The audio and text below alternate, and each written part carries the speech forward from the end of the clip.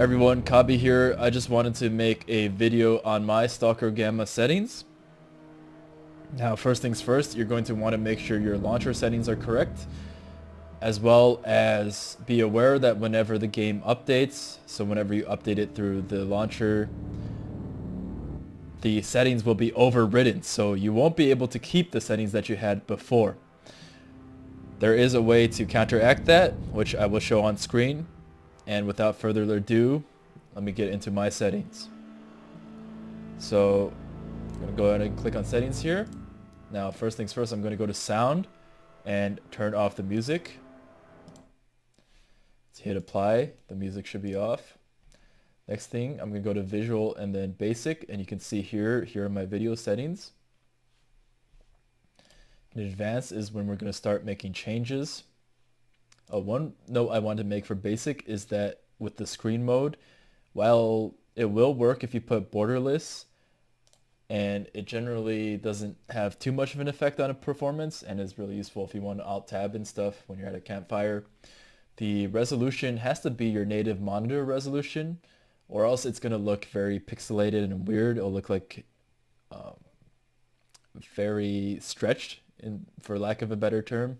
So I like to go with full screen here in my resolution because Anomaly cannot properly stretch the resolution if you're running the game at a non-native resolution, which I am. So let's go to advanced, and I don't change anything with advanced video settings, rendering distance, or rendering quality. The first things that I change is grass. Now, I like to turn the grass density all the way down. There's multiple reasons. The first small reason is that stalkers can see you through grass, but you can't see them through grass. This holds true for all the NPCs in the game, and I think that's kind of cheese. Also, grass density has a huge effect on performance, which is my main reason that I have to turn it down. So I like to turn it down to around here. There's really no number, but you just have to play with it, see what you're happy with. And then I will turn my rendering distance down to around 70.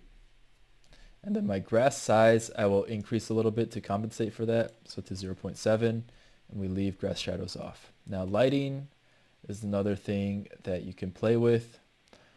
Main thing here is I leave most things default.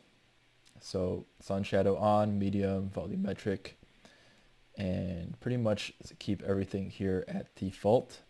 Same with effects. I keep everything here at its default.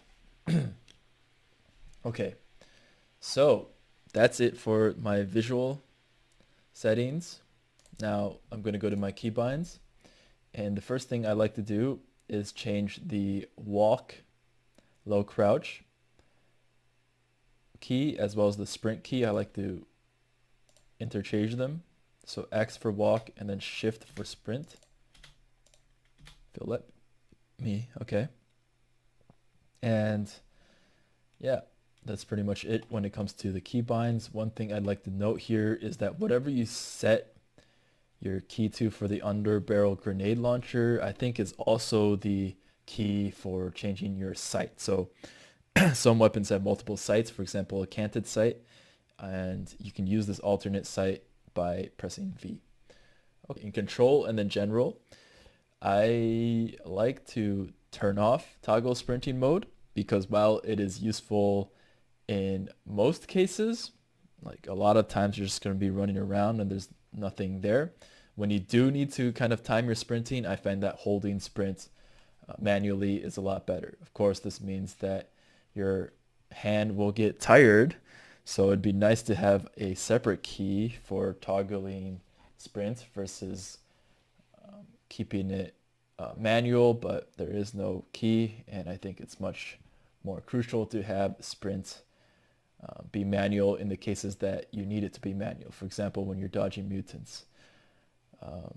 Yeah, another thing that may help though is toggle leaning. I like to have this on, and yeah, I'll also like to have toggle aim on. So those are my choices here for general controls. Okay, I'm gonna hit apply here.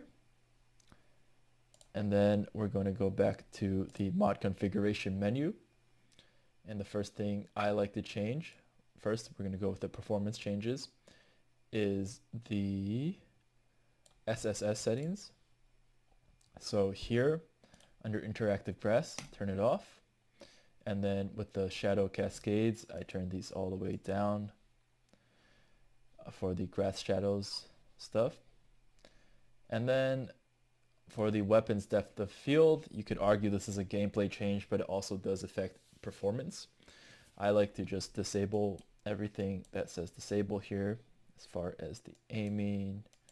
And yeah, so turn all of this off and it helps with performance. Next thing is more of a gameplay change, but it is DAO. So with the dynamic anomalies overhaul, I go with the preset easy. And all right, so two other changes I like to make are in the auto looter.